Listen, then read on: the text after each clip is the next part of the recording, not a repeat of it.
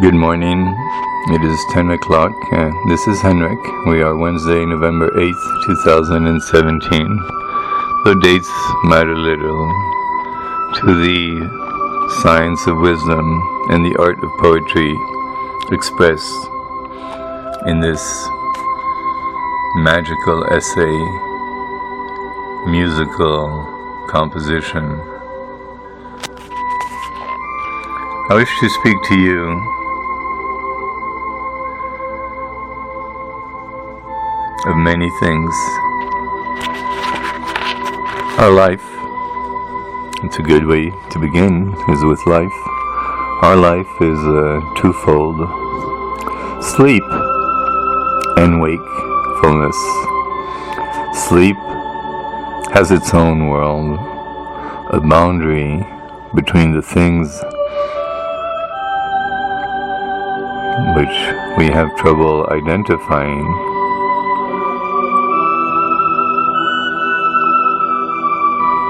Between life and death, between existence and non-existence, between consciousness and unconsciousness. Sleep does have its own world, and it is a wide realm, a kingdom and dimensions of sorts of a wild reality. And its dreams, the dreams of our sleep, have great breadth and scope as they develop their tales, intrigues,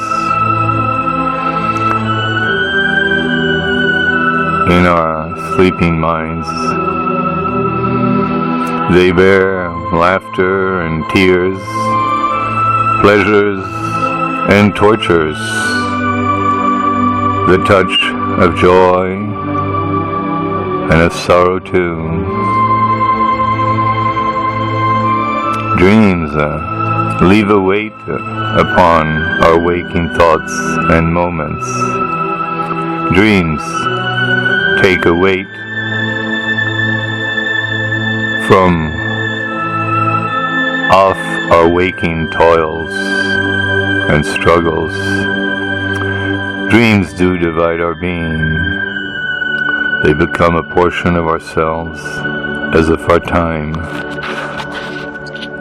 where true time is a time without time, a time where no time exists. Isn't that the dream world? And dreams come to us almost as heralding eternity, since when we dream, we are no more in this time-bound reality, but in a timeless one, which is eternal. Dreams pass like spirits of the past. They speak like sibyls of the future. Our dreams have power. Our dreams contain the tyranny of pleasure and of pain, and the freedom of the most profound and fundamental creativities. Dreams make us what we were not, what they will to be true, and shake us with a vision that's gone by, the dread of vanished shadows, of spectral illusions. Are they so, these dreams? Is not our past all shadow? What are these dreams of ours? Creations of the mind? And if so, which mind? Our mind? Or the mind of all minds, the source of all minds? The mind can make substances and people, planets of its own, with beings brighter than have ever been and give a breath to forms which can outlive all flesh. I would recall a vision which I dreamed once, perchance, in sleep, for in itself a thought, a slumbering thought, a sleepy thought, is capable of years of insight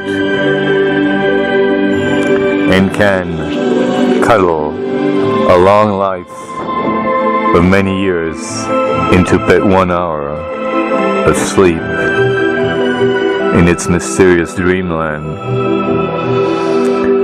I once saw two human beings, in the hues of youth, standing upon a hill, a gentle hill, green and of mild declivity, the last as if it were the cape of a long ridge of such hills, save that there was no sea to wash up upon its base, but a most living landscape, and the waves of wooded forests, the waves of cornfield stalks, and the abodes of men scattered at intervals and releasing smoke arising from their rustic roofs. The hill was crowned, I remember, with a particular tiara of trees in circulary array. So fixed were they, not by the sport of nature, but planted there by man.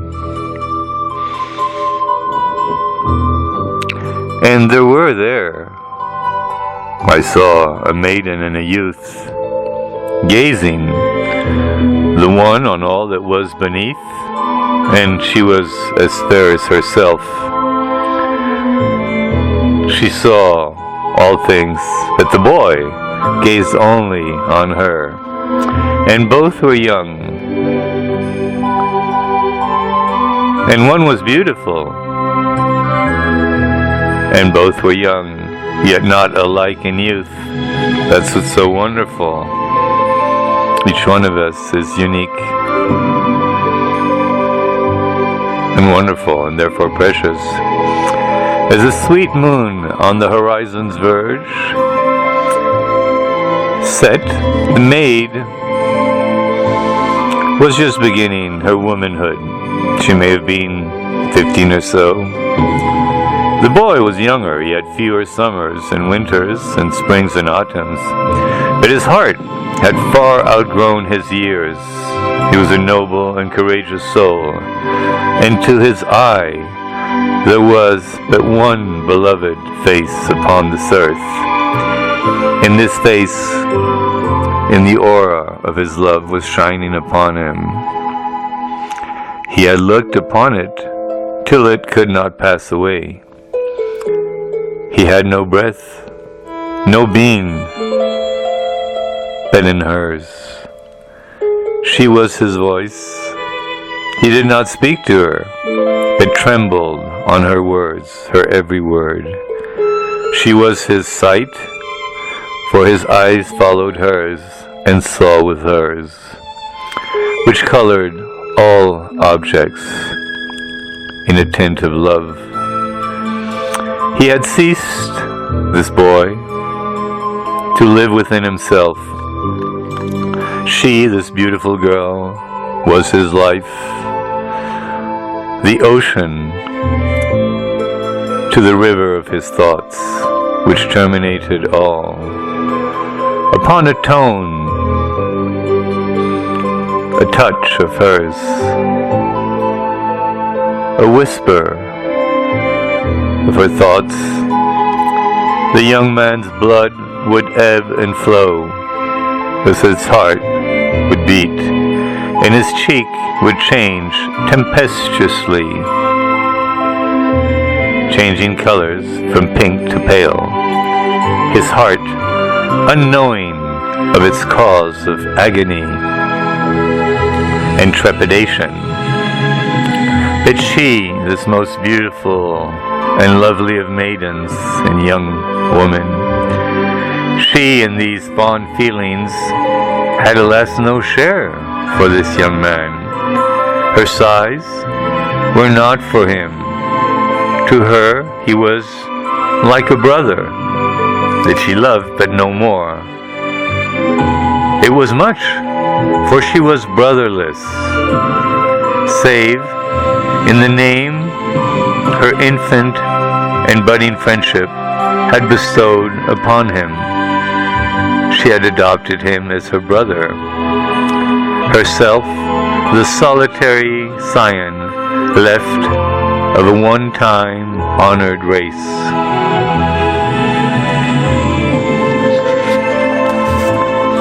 Time taught him to be patient, to accept that she loved another. Even now,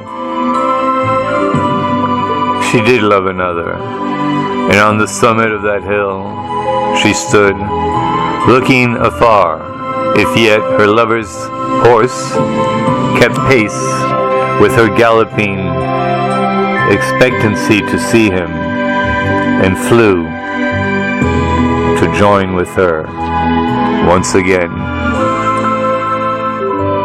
And thus a change came over the spirit of this dream I was having.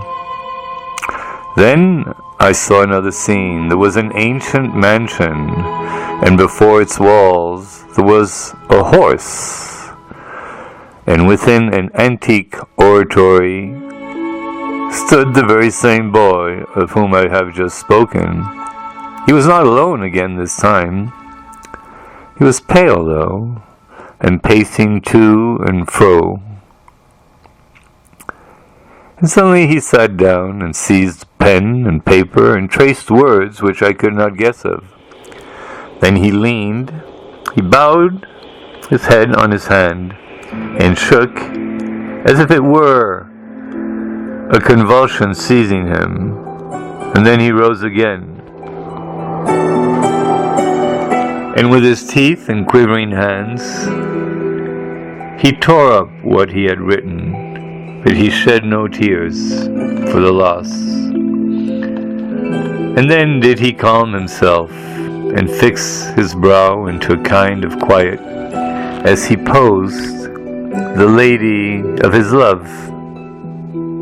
That beautiful maiden re-entered there in this oratory.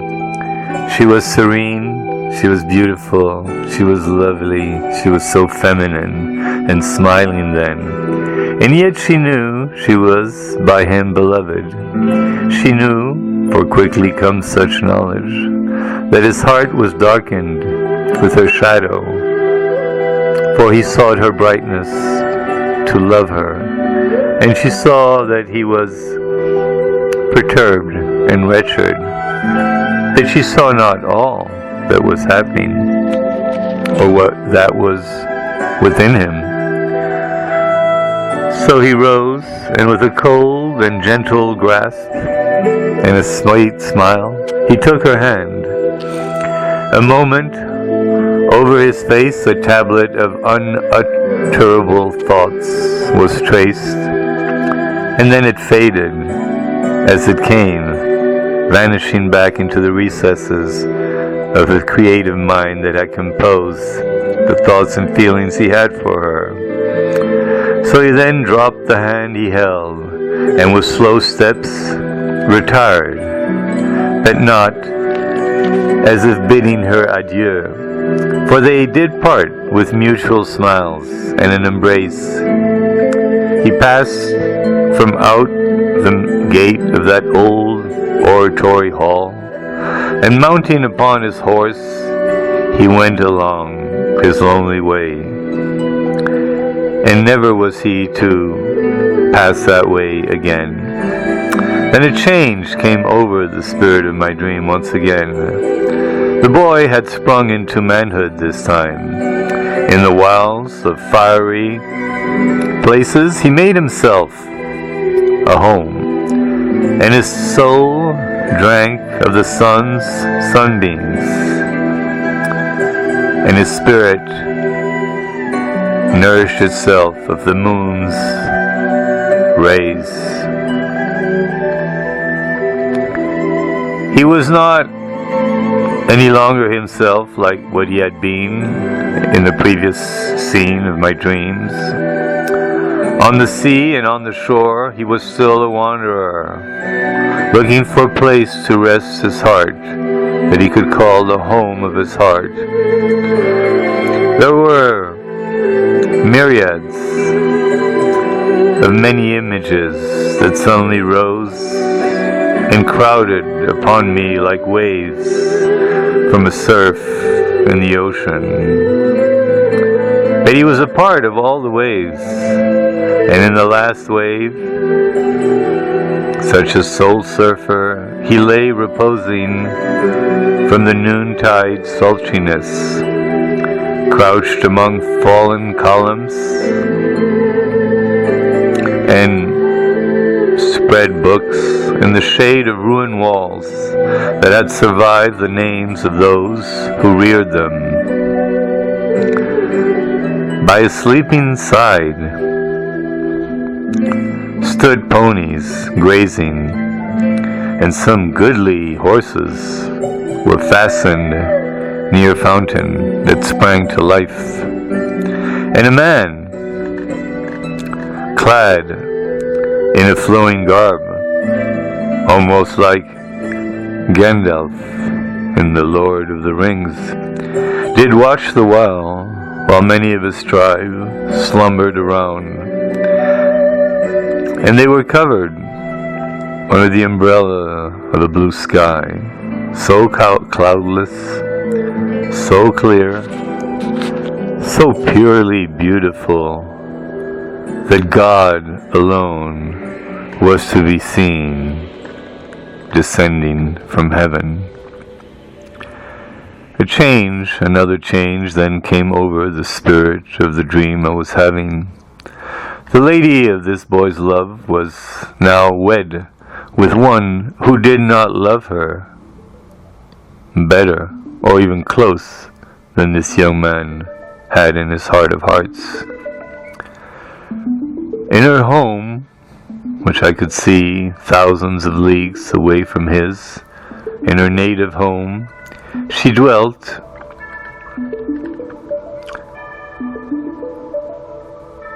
inhabited with growing infancy, with the daughters and sons of beauty. But behold, upon her face there was a tint of grief, the settled shadow of an inward strife, and an unquiet drooping of the eye, as if its lids were charged with unshed tears. What could be her grief? She had all she loved, she had all she wanted, and he who had so loved her was not there to trouble her with bad hopes or evil wish or ill repressed afflictions, and therefore her pure thoughts were unperturbed. But what could her grief be? She had not loved him, nor given him cause to deem himself beloved, nor could he be a part of that which preyed upon her mind, a spectre of the past. And then another change came over the spirit of my dream. The wanderer was returned. I saw him stand before an altar with a gentle bride. Her face was fair. It was not that which made the starlight of his boyhood.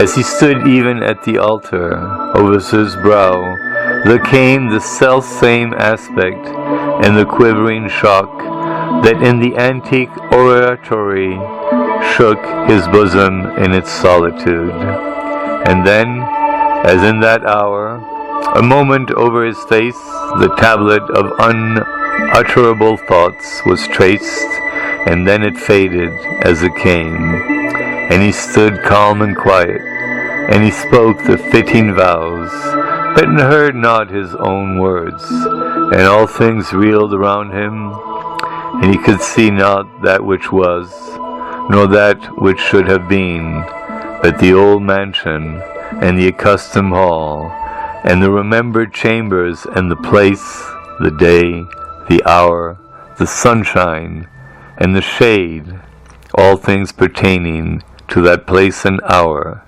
and her, who was his destiny, came back and thrust herself between him and the light. But what business had she there at such a time? And then a change came over the spirit of my dream. The lady of his love, oh, she was changed, as by the sickness of her soul. Her mind had wandered from its dwelling, and her eyes, they had not their own luster, but the look which is not of the earth. She was become the queen of a fantastic realm. Her thoughts were combinations of disjointed things, and forms impalpable and unperceived of others' sight, familiar were to hers. And this the world calls frenzy, but the wise have a far deeper madness, and the glance of melancholy is a fearful gift. What is it but the telescope of truth, which strips the distance of its fantasies and brings life near in utter nakedness, making the cold reality all too real? And so then another change yet came over the spirit of my dream. The wanderer was alone, as heretofore. The beings which surrounded him were gone, or were at war with him. He was a mark for blight and desolation, compassed round with hatred and contention. Pain was mixed in all which was served up to him, until, like the pontification monarchs of old days, he fed on sweet poisons, and then on poisons, but they had no power, though they were a kind of nourishment. So he lived through that which had been death to many men, and of mountains surrounding him he made them his friends, and with the stars and the quick creative spirit of the universe he held his dialogues, and they did teach him the magic and splendor of their mysteries. From then on, to him the book of night was open wide, and voices from the deep abyss revealed marvels and secrets known but to a few initiates.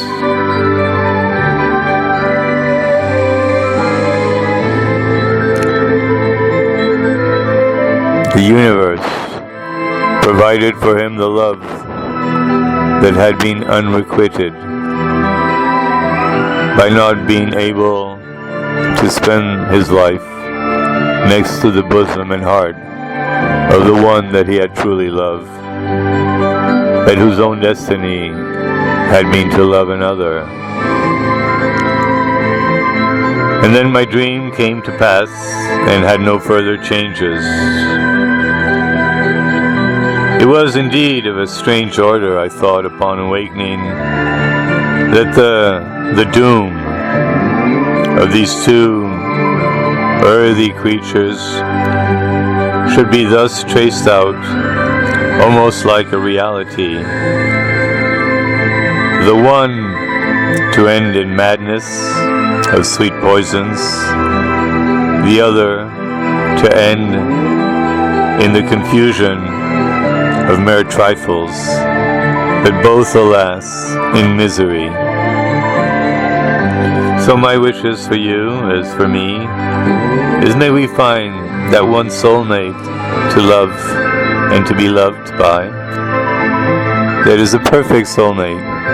And if not, may we accept in return that not finding the love in a woman for a man or in a man for a woman, that the universe will love us in return by sharing in our solitary moments many of its secret mysteries and perfectly pure and eternal delights.